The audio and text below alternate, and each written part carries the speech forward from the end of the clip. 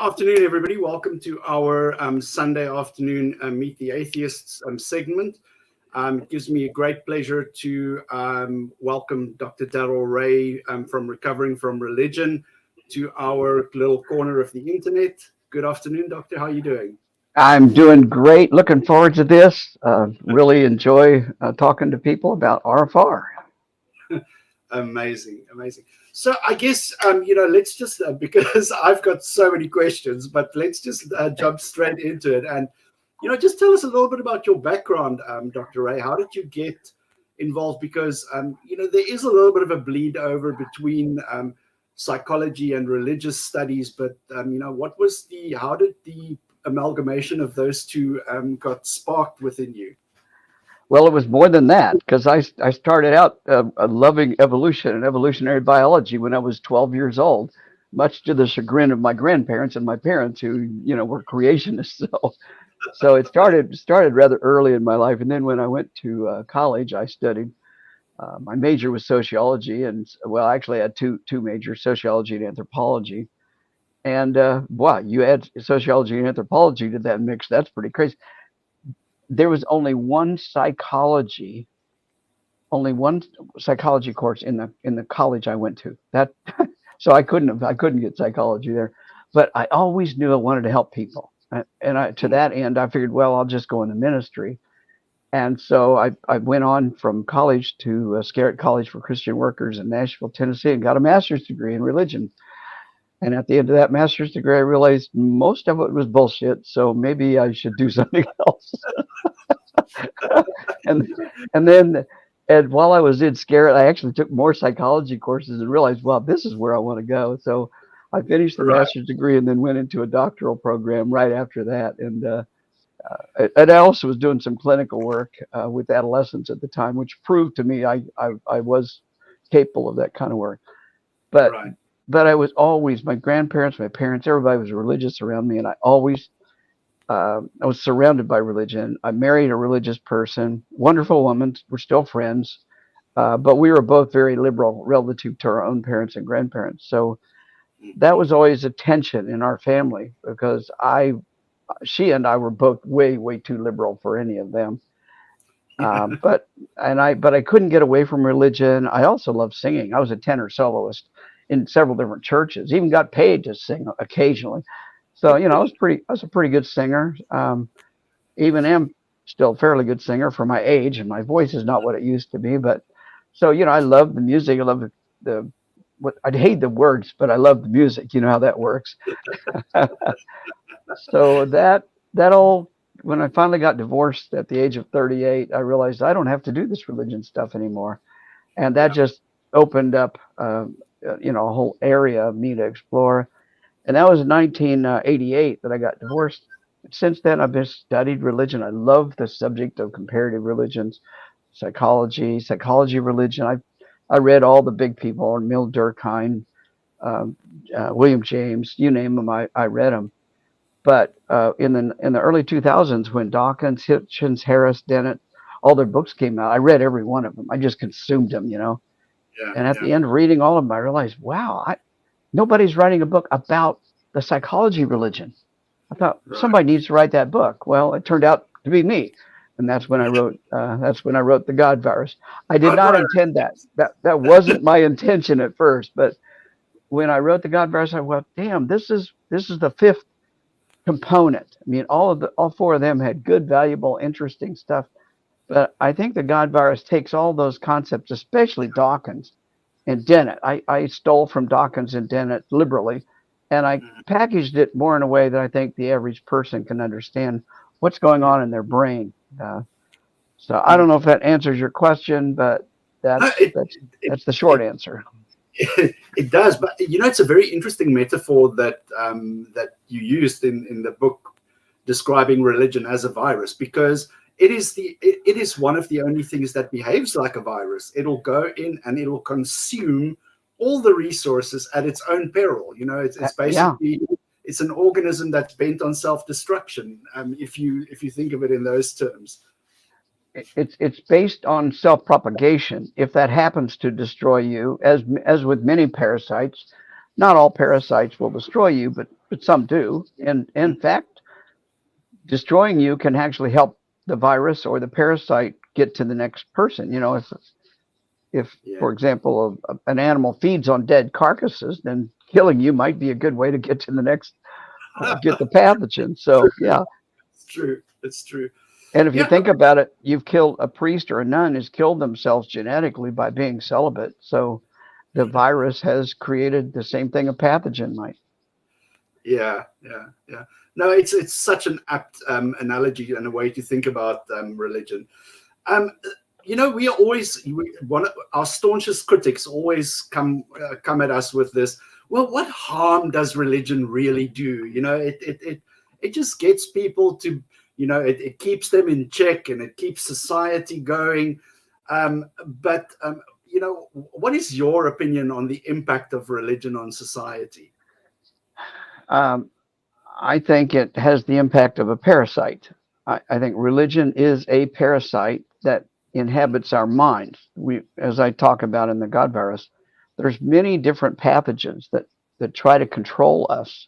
In fact, that's why I start the entire book with an explanation of what the Toxoplasma gondii parasite does to the brain of a rat, and realizing that there are pathogens that can control our brain. And Yeah. we all know them, rabies being one. If rabies can get into your brain, it controls you. Ultimately, will even kill you and destroy you, but it does it in the name of getting itself onto the next brain.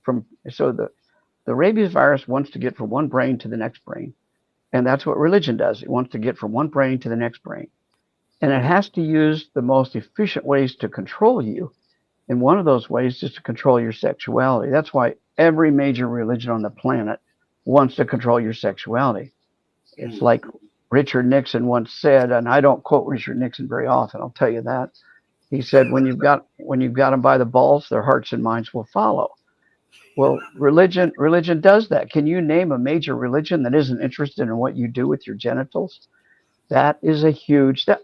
To me, They are obsessed with yeah, it, Dr. Ray. They're completely obsessed with uh, with policing where you put your pee-pee.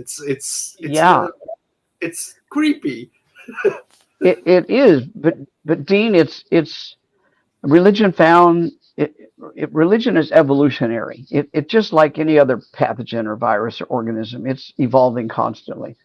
And as in the evolution, religion found that controlling sexuality was the best way to propagate. So I like to say religion is a sexually transmitted disease.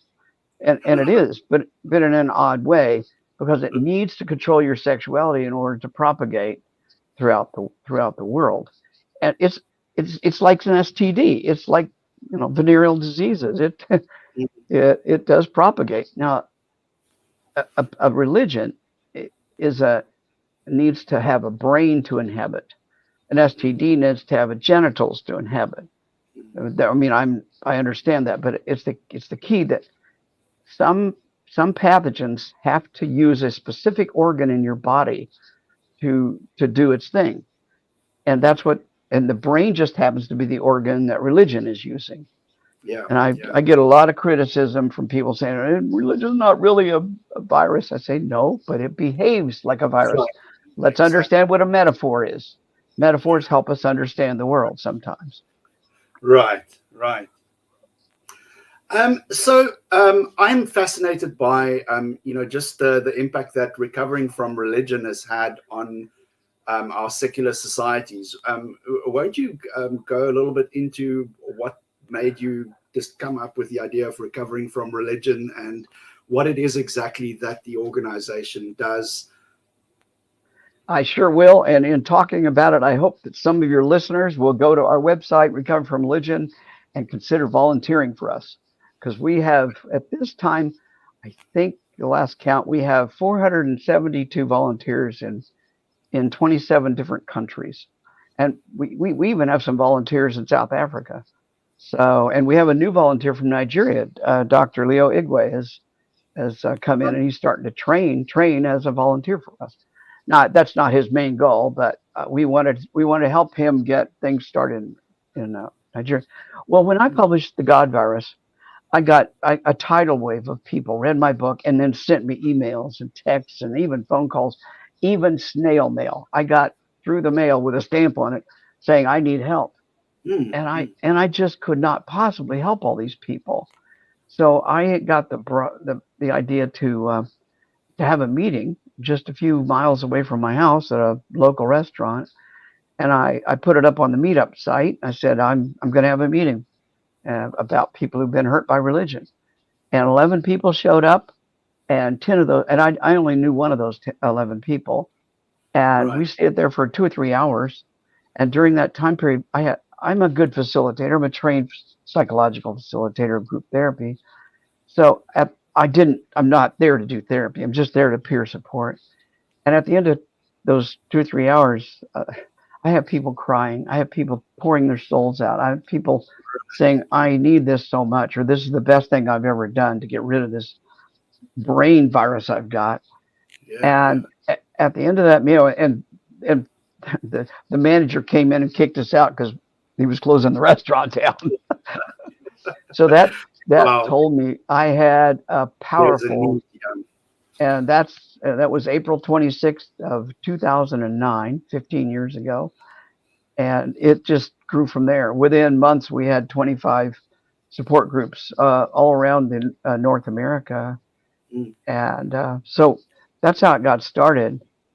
And since then, our programs have just blown up. We have the face-to-face meetup groups. We also have online meetup groups. You can join a meetup group from anywhere in the world now and get with people who are going through similar experiences to you. We have going to have a retreat.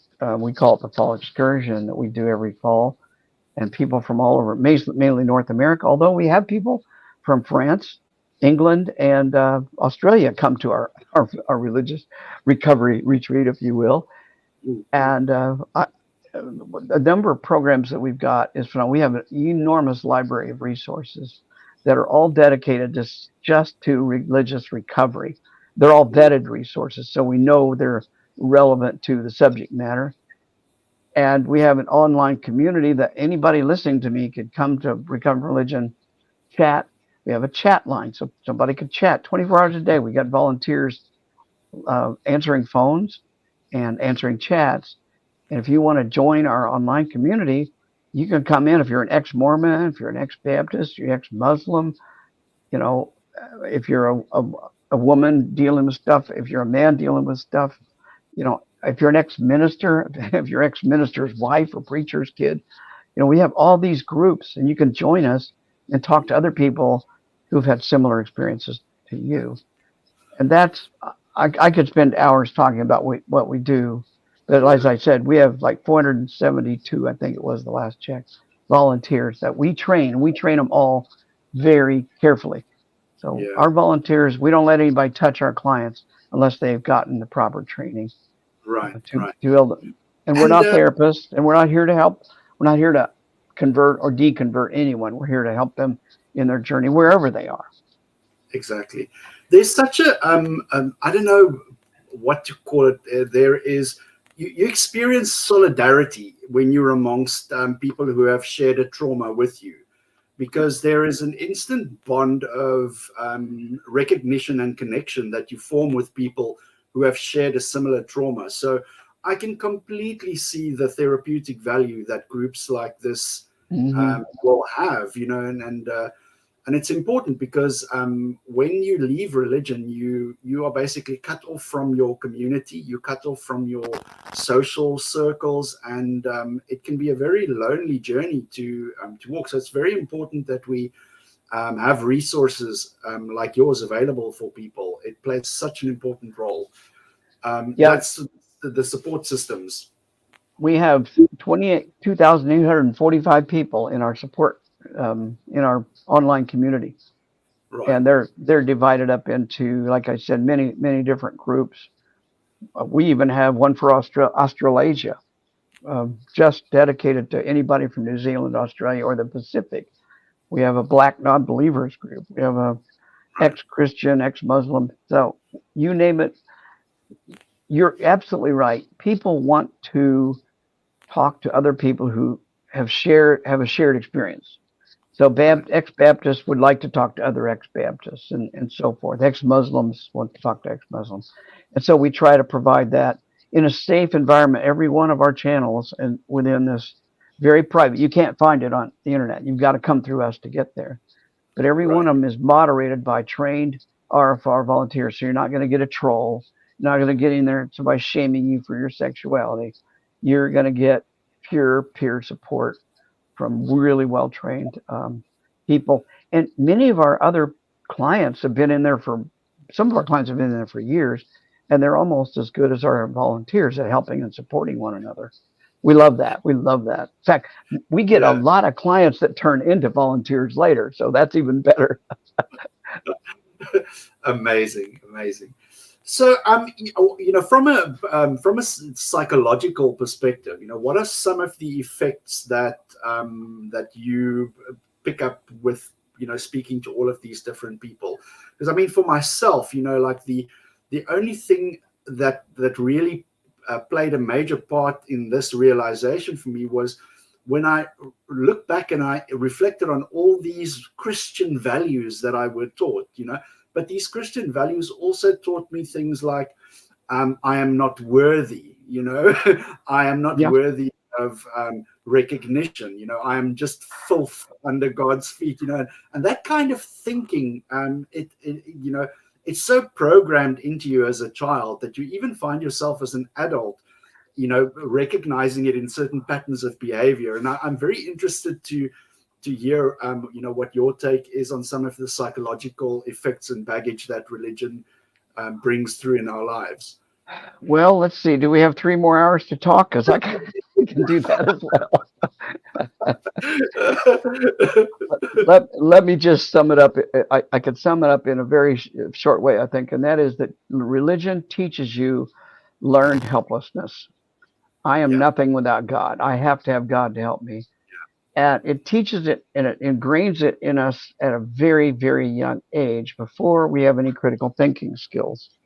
Right. So if you're getting taught that you're a worthless piece of crap when you're 6 years old, by the time you're 15 or 16 and have some critical thinking skills, it's difficult to change that neurological pathway that's been created in the brain. Right. Now you add to that trauma that's related to the religious indoctrination. For example, what about a child who has been berated for not getting their Bible lessons learned properly, or a child who's spanked when they were caught masturbating, or a child who's disciplined for violating some crazy moral idea from that particular religious child that's threatened with hell at the end of the day. Yeah, so there are so many. And I'm a big proponent of understanding it through the concept of religious trauma, and I'll credit Dr. Marlene Winnell, who came up with that notion. In about 2010, she met me at a conference and told me, "Hey, I've got this idea." She told me that, and I'm going to tell you, Dean, the minute those words came out of her mouth, my brain just went into crazy mode, and I started. Right. I've been seeing this my entire career. I did not know what I was looking at. Now I know what I'm looking at.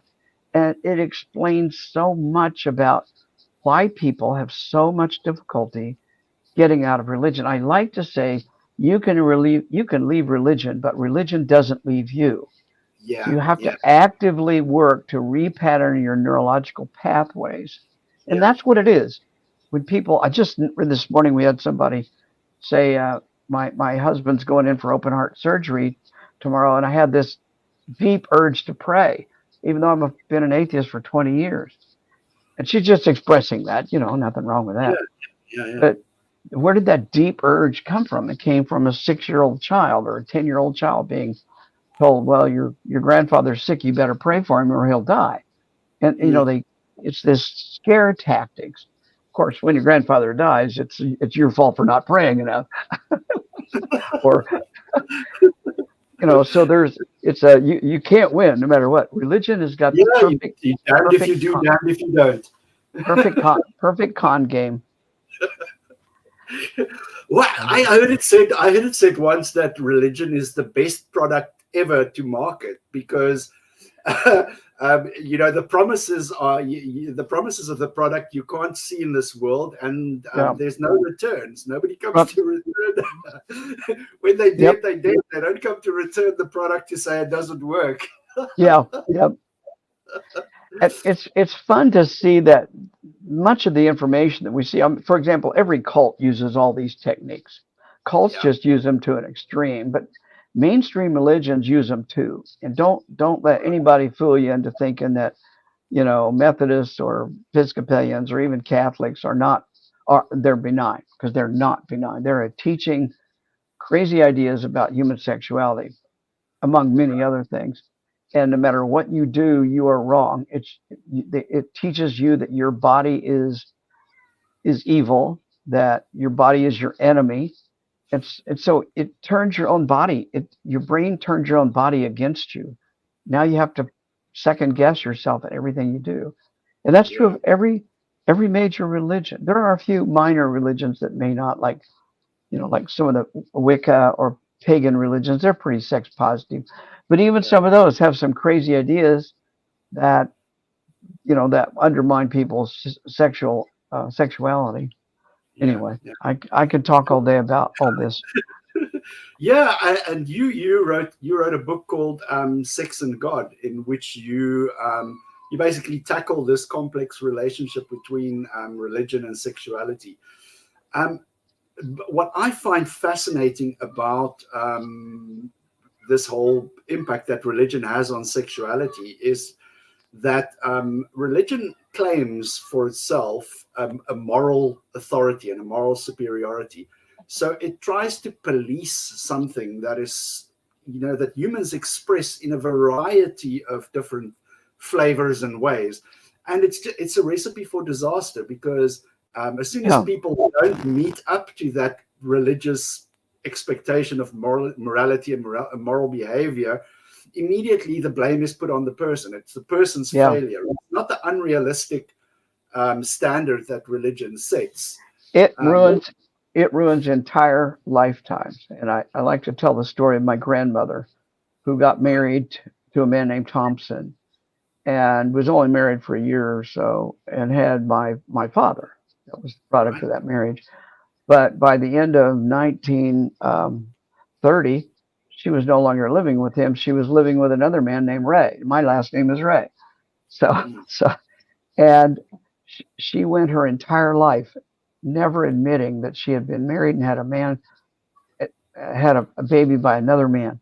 Her whole life was based upon a shame-based uh, notion that she was a sinner. Now, here's the crazy thing: is my grandfather, the only man I knew, Ray, became a country church preacher, and their entire life they pretended like they were married.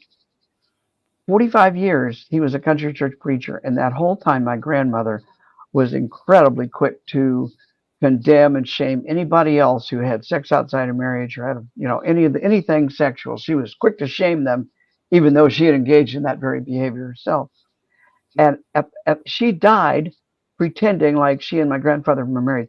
There is no marriage certificate. There's no evidence they ever got married. And she didn't get divorced from my real grandfather until 11 years, 12 years after she was living with the man I thought. 12 years she was, quote, living in sin. Now, even if she got married, it was still 12 years that she was doing the very thing she condemned other people from doing. So I look at my grandmother and how miserable she was in many ways, and that she had to hide this and deny this component of her humanity. And of course, since then, I've met thousands of people who've had their lives disrupted by this horrible notion of religious sexual control. mm. I mean, if you look at things, it manifests in the most grotesque ways. For example, things like purity culture, the misogyny that women experience in marriages, and all of those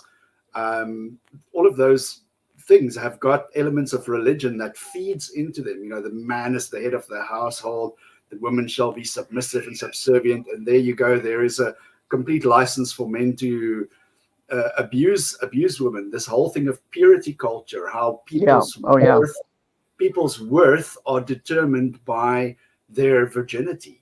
And I mean, what an absurd notion. Well, virginity is a religious idea. It's not Yeah. a biological idea. And so we need to get rid of that. What a person does with their own body is their business. What they do with somebody else's body is their business, as long as it's consensual, safe, reasonable interaction. But religion doesn't see that way. In fact, the notion that sex is obligatory within a marriage, that goes clear back to Paul. There's a whole lot of other things around that, but tough stuff. I wrote Sex and God, my book Sex and God, because I wanted to address these issues in a way that helped people realize that Christianity is actually abnormal. Christianity and Islam and Buddhism, all these major religions preach and teach a crazy notion about human sexuality. And don't let anybody fool you. Buddhism is just as sex negative as any other, maybe except in California. Who knows? But you look in Thailand or Cambodia or anywhere else where Buddhism is the dominant religion, and you see all sorts of sexual abuse, especially in the monasteries, where 9-year-old boys are forced into the monastery and will stay there the rest of their lives, and they will be routinely raped by the older monks. Doesn't that sound like the Catholic scandal? Yeah. I was about to say, this rings a bell. It rings a bell. Sure does.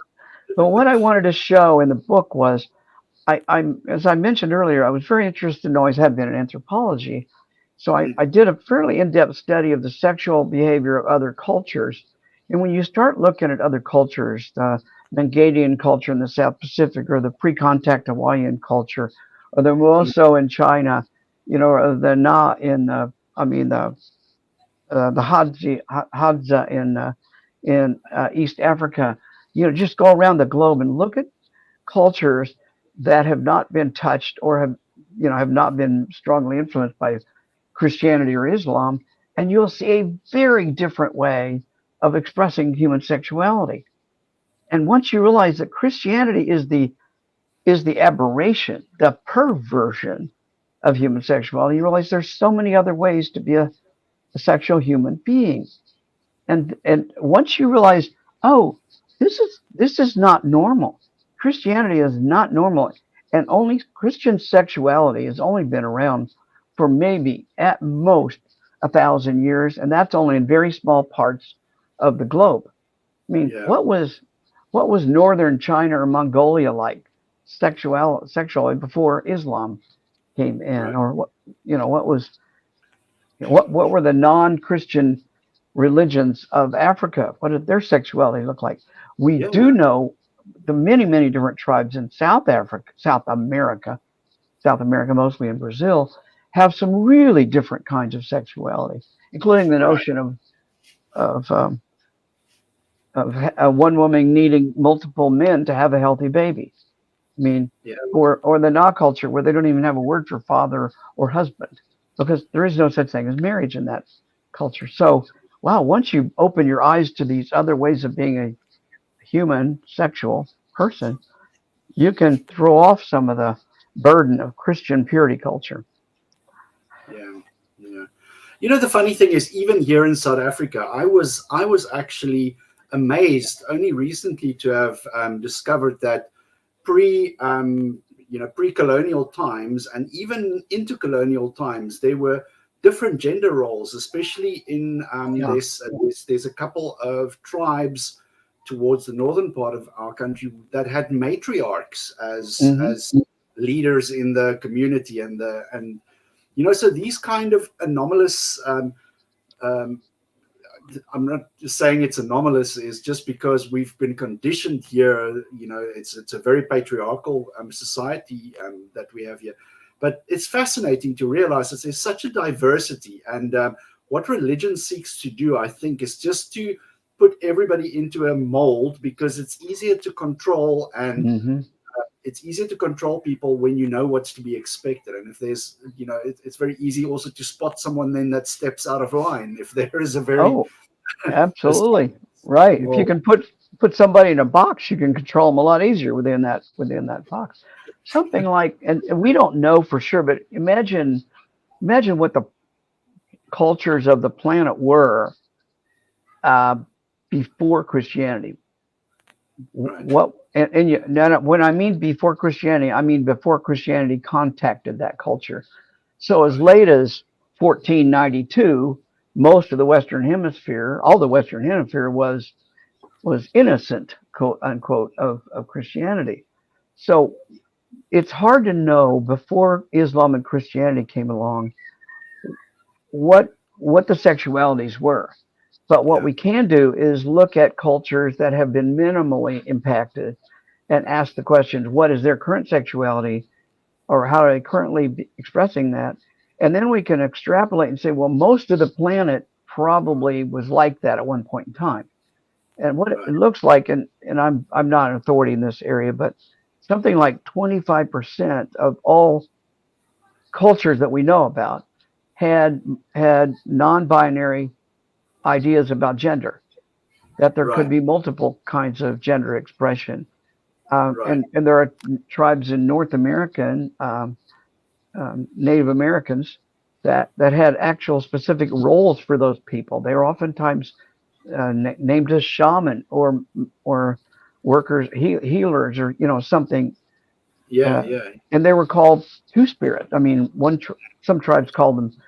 Uh, I've heard that before. That two spirit, where yeah, I've heard that term before. It's yeah, fascinating. yeah. It is. So it's Mm. not a new idea. It's new to Christianity, and it overturns the whole gender binary notion that Christianity wants to impose upon us. Yeah, but that's the risk of black and white thinking, which religion is very, very fond of. Yeah, They don't appreciate that there are shades of gray all the way from pitch black to pure white. Everything yeah. has to be compartmentalized and put into those. There's no appreciation of any kind of gradient whatsoever. Yep. Um, let's move on to criticism. Or what are some of the criticisms that you face, especially with recovering from religion and in your day-to-day life? You must be a prominent target for all that Christian love. I like to say there's no hate quite like Christian love. Or alternatively, Christianity is the religion of love, like Islam is the religion of peace. So yeah, they don't like hearing that. Well, let's put it this way: uh, I have a strong constitution. I don't let crazy stuff. Runs off my back pretty easily, like water off a duck's back, if you will. Yeah. We do get criticism, but what actually surprises me, is in my entire career, going back to when a career with since God virus. Yeah, I've got had my share of people saying I'm going to hell, but I've Yeah. gotten very, very few death threats. And the longer I've been in this business, the fewer criticisms I seem to get, both personally and organizationally. I mean, we go table at places where there's Christians, maybe, and we'll get people who are curious, and they'll wonder, oh, and Dean, the interesting thing is we'll get Christians coming to us and talking to us, and they'll say, I see this is something people need, except for my church. My Yeah. church doesn't do that, but yeah, we can see you need it for Jehovah's Witnesses, and you might need it for those Catholics who are abused by.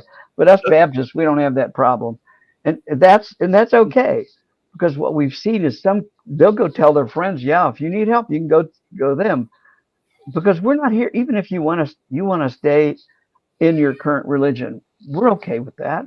We're not Yeah. here to take you away from it. We're here to help you in whatever your journey is, and to give you resources to make your own decisions, not our decisions. What's best for you is not what we think is best for you. That's a hard thing. And to that end, Dean, we screen our volunteers very carefully. Because you don't come to religion to convert or deconvert anybody. It is your job to help people where they are, not where you want them to be. I want to repeat that. It's your job to help people where they are, not where you want them to be. That's a hard thing for some people to deal with.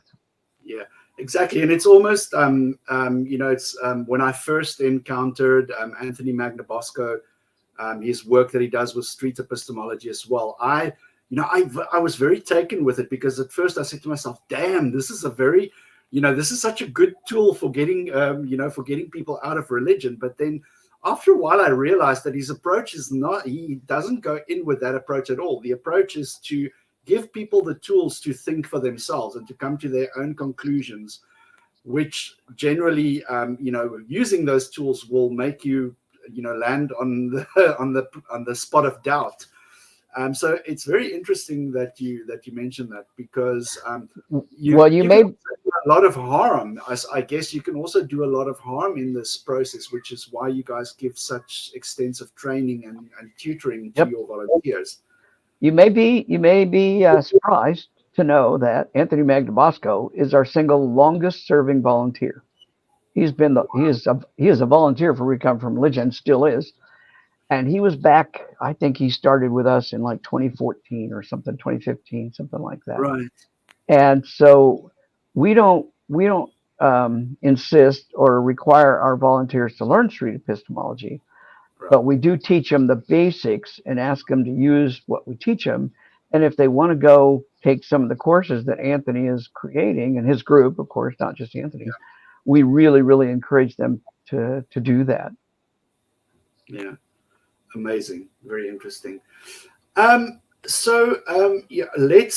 what kind of future projects do you guys have in the pipeline, Dr. Darrel? Because our audience, they always like to look for, we like a bunch of crows. We like to look for the shiny new thing. Well, the shiny new thing just happened last week. Right. We have been working for 2 years with a team of people in Australia to put together a corporation, incorporate in Australia with a board of directors and expand into all of the Asian Pacific. So this past week, we made the big announcement that we are now officially incorporated. And I say we, it's not me, it's our team down in Australia, and they're fully independent, but incorporated, working under the brand of Recover from Religion. The services of Recover from Religion are fairly centralized. I mean, it takes a lot of time and money to develop a helpline and the call line and resources. Right. So all those are going to remain centralized in what we call Recover RFR International. Right. But we now are so happy to see people like Sherry D'Souza. We've got 5 people on the board, but we've also got several dozen other people who are volunteering from Australia. In fact, one of our most involved volunteers is from Melbourne for international. So what they're going to do is develop services that are unique to Australia, while still, they're still going to use our meetup sites. They're going to still use our hotline and helpline. But that is such a big thing, and it encompasses New Zealand, but we're also looking to how can we expand, because we get phone calls and chats from Indonesia, we get chats from Japan, we get chats from Vietnam. So there's opportunities here that we're reaching out to. And another big shiny thing is that every year, about this time, we have our big annual fundraiser, and we probably half of our budget for the entire year comes from our fundraiser. It's very important to us to raise money, or we couldn't function, because we don't charge. All of our services are free. We don't charge a dime for anything we do. Our volunteers and our donors make all this possible. Well, this year we had the fundraiser to beat all fundraisers. If you just look at one of our web pages, you'll see that we ended the fundraiser with we got almost twice as much this year as we got last year. Right. We almost doubled the amount of money we raised in one fundraiser. Oh, and we stopped the video on $66,666. Take that. That was when the fundraiser officially ended on Saturday, but we're still collecting money, of course. I think we're up to about 68,500, but it was funny to end the fundraiser right there on that note. But here's the beautiful thing, Dean. We have this year our fundraiser raised as much in one day, in 1 week, I'm sorry, as we have raised over the last 3 years put together. Right. So we're starting to get the word out. People are starting to understand who we are and what we do, and our services require their help. We can't do all the stuff that we do without their financial support. Yeah. And it pays for Facebook ads. It pays for us to table. Here's the new and shiny thing. This one really is. We're researching right now. We just did this last month. We researched a church. It's just outside Chicago. I forget the name of the church. First Baptist Church of Hammond, Indiana, which is huge. It's got over 10,000 members. It's got several different campuses all around the United States. And its leadership has been screwing people they shouldn't be screwing, and they've been hiding it. The board of directors has been hiding it for years. This is not just last week. This is for years. Excuse me. So what we did was we decided to put a billboard up, 2 billboards actually, really close to the church. Has your church harmed you? Call Recovery from Religion. We're here to help. So we put one big one up on the interstate close to the church, and we put another one, smaller one, within a block of the church. And that is so funny. It's funny, but it's serious as hell, because these people, women, have been abused by this church. In fact, an entire documentary called Let Us Pray, Prey, is now out on Amazon Prime, I think. But you can watch the documentary about this church. So we decided we want people to know we are here to help you. And that has generated a huge amount of awareness of who we are and what we do. It's getting us some criticism, of course, which I don't care. We'll be researching, because our fundraiser was so successful this year. We're going to be able to put double the money into billboards this year that we did last year. This is our second try at billboards. First one we weren't too pleased with, but you learn. And this, I'm very pleased with this one. We'll see what the next one does. But basically what we're doing is we're highlighting the harms that churches cause and the fact that there is help. You don't have, you go back to that church and ask for help from the minister. Well, that's the very person that's doing the harm. That's the predator. So, we've already had that. Thank you. Yeah. We don't want to go back to the minister. Don't trust it. Dr. Darrel, it's funny because, we might seem insensitive when we laugh at these things, but it's because we have been desensitized. It's something that occurs with such a frequency that it doesn't even register as a blip. Here, especially here in Africa, we go, oh, it's another pastor went crazy on the XYZ, or another pastor got caught with his pants down in that environment. So we've been so desensitized. Or a pastor is advocating the persecution of witches and children are demon possessed. I mean, these things are really common in some areas, and I'm not talking Africa. I'm talking right here in the United States. I'm talking about Europe. So it's everywhere, and it needs to be dealt with.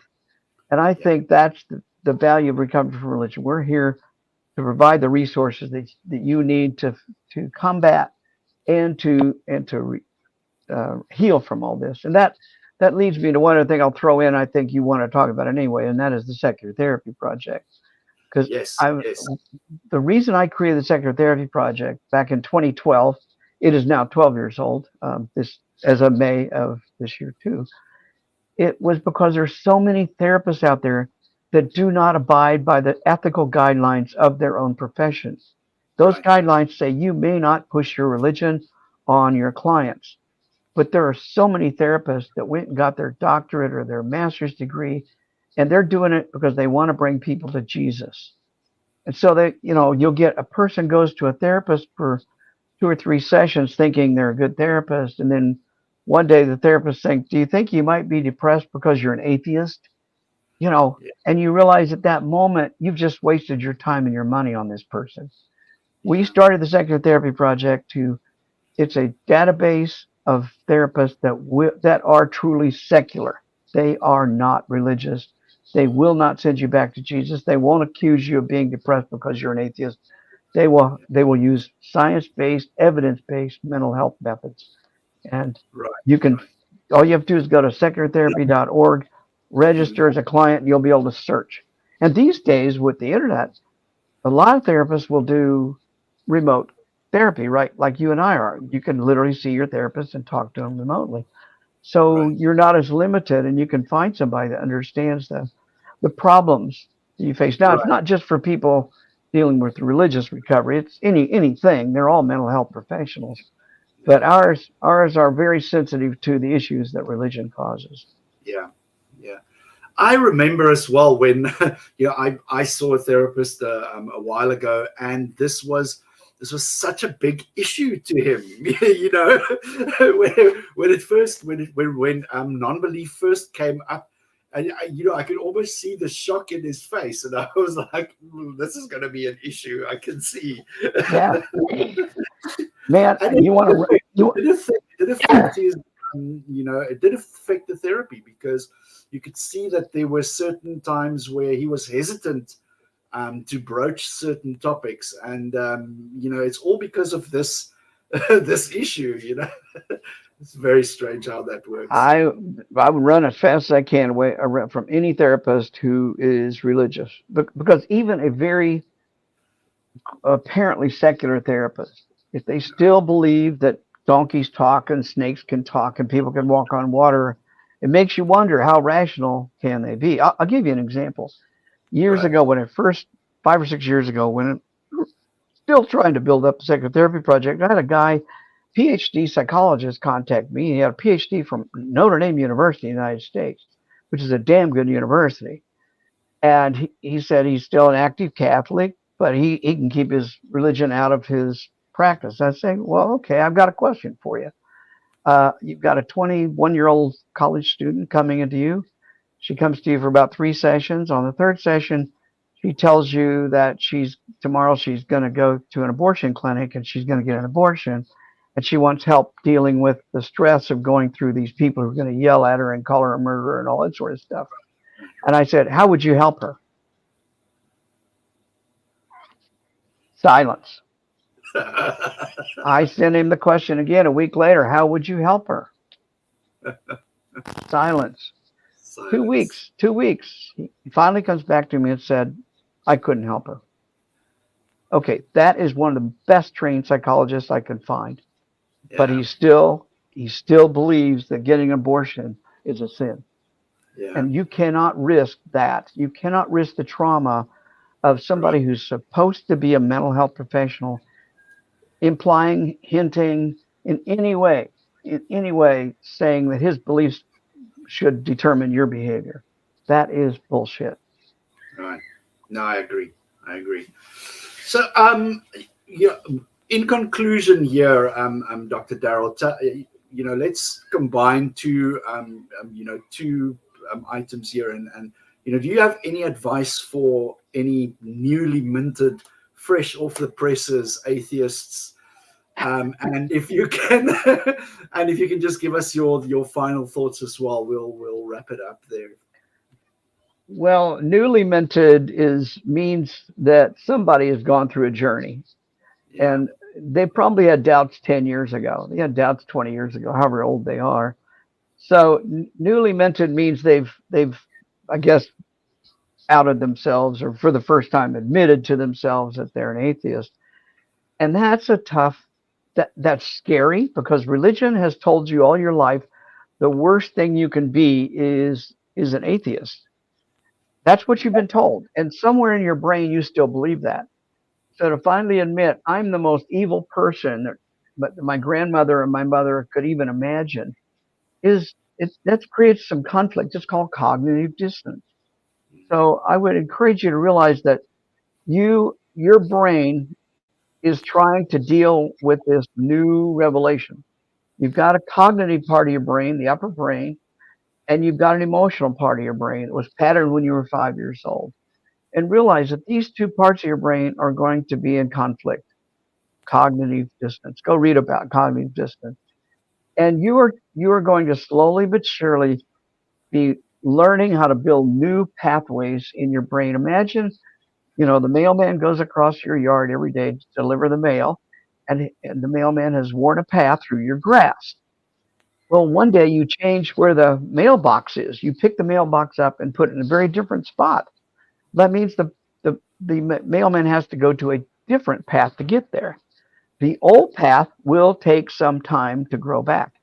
And even after it grows back, if you take a picture from above your yard for years, you may still be able to determine where that path was, because the grass doesn't grow quite the same way there. And I love to use that analogy. That's what's happening to the newly minted atheists. They're repatterning their brain. And you can do that by getting a good therapist. Perhaps it'll help you go faster. I think it takes, depending on how many years you were in, you remember I told you earlier, a woman who's probably been an atheist for 20 years still felt the urge to pray for her husband. So the pathway is still there. And what your brain likes to do, our brains are lazy. And it likes to take the path of least resistance, right? So you have to realize that your brain is going to default back to the path of least resistance until you give it a new path that it can take. And once you've made that switch, and it may take years, but you can do it much faster if you go online and read our resources. We got tons of resources. Or you get into one of our support groups. You talk to other people who may be in the same place you are. Or get a good therapist from the Secular Therapy Project. I mean, we try to be a full one place, one service fits. We don't fit all, but one service that you can come to us for anything related to religious recovery. And there's probably a service that we can help you with. So the goal is to repattern your brain as efficiently as you can so that you can live the only life you're going to get to live. We want you to live your best life. If you still want to stay in a church, if you still want to sing in the choir, I don't give a shit. That is your life. It's not mine. But I want you to be happy. This is the only shot. This is not a rehearsal. It's not a dress rehearsal for the next life. This is the only shot you get. So enjoy it and help other people enjoy it. Is that what you were asking? Exactly. Amazing. Thank you so much for spending your Sunday morning with us, Dr. Darrel. You've been incredibly generous with your time, waking up this early. Yes, and please do me a favor and just send me all the hyperlinks to those sites that you recommended, like Recovering from Religion, okay. And anything else that you want to promote, so that I can put it in the description of this video, and people watching can refer back to it. I will do. Thanks for having me, Dean, and glad to talk anytime. You're welcome. Take it easy, Dr. Darrel. Enjoy the rest of your day. Okay. Bye-bye.